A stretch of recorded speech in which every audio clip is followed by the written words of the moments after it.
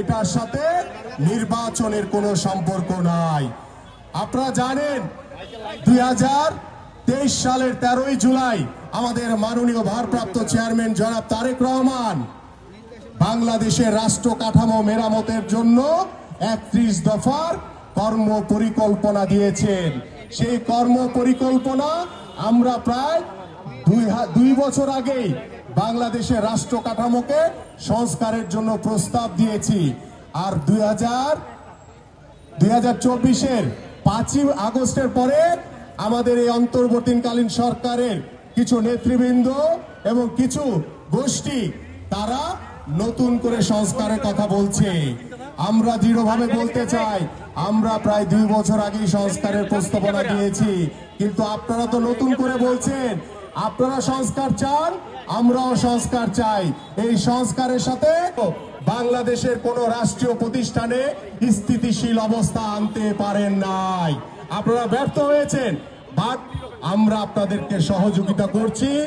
যারা আপনাদের বিরুদ্ধে ষড়যন্ত্র করছে সেই ষড়যন্ত্র আমরা মোকাবেলা করে আপনাদেরকে ব্যর্থ হতে দেব না। কিন্তু বাংলাদেশের মানুষ একটি অবাধ নিরপেক্ষ নির্বাচন চায়। সেই নির্বাচনের মাধ্যমে বাংলাদেশে জনগণের সরকার প্রতিষ্ঠা হবে।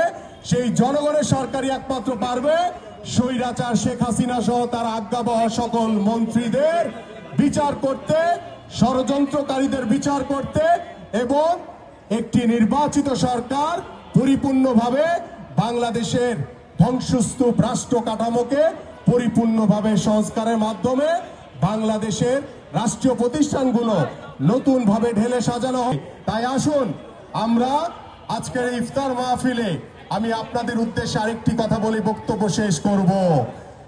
বাংলাদেশের বিরুদ্ধে একটি গোষ্ঠী ষড়যন্ত্রকারীরা কিন্তু ষড়যন্ত্র করছে।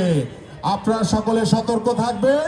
আমরা যদি ঐক্যবদ্ধ থাকতে পারি, আমরা ঐক্যবদ্ধভাবে এই স্বৈরাচারের যারা দোসররা এখনো বিভিন্ন জায়গায় ষড়যন্ত্র করে বেড়াচ্ছে, সকল ষড়যন্ত্র আমরা মোকাবেলা করতে পারবো।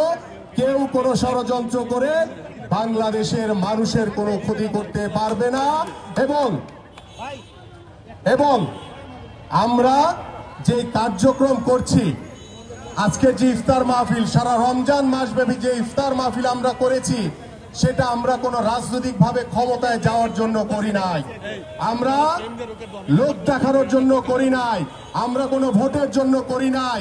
এটা আমরা অন্তর থেকে ফিল করেছি। আমাদের মাননীয় ভারপ্রাপ্ত চেয়ারম্যান অন্তর থেকে অনুভব করেছেন, যার কারণেই আমরা চেষ্টা করেছি সাধারণ মানুষের পাশে থেকে সাধারণ মানুষকে সাথে নিয়ে আমরা ইফতার মাহফিল করেছি এবং বাংলাদেশের ভবিষ্যৎ, বাংলাদেশকে গড়ে তোলার জন্য সাধারণ মানুষকে সাথে নিয়েই আমরা একটি সমৃদ্ধশালী বাংলাদেশ গড়ব, একটি মানবিক বাংলাদেশ গড়ব।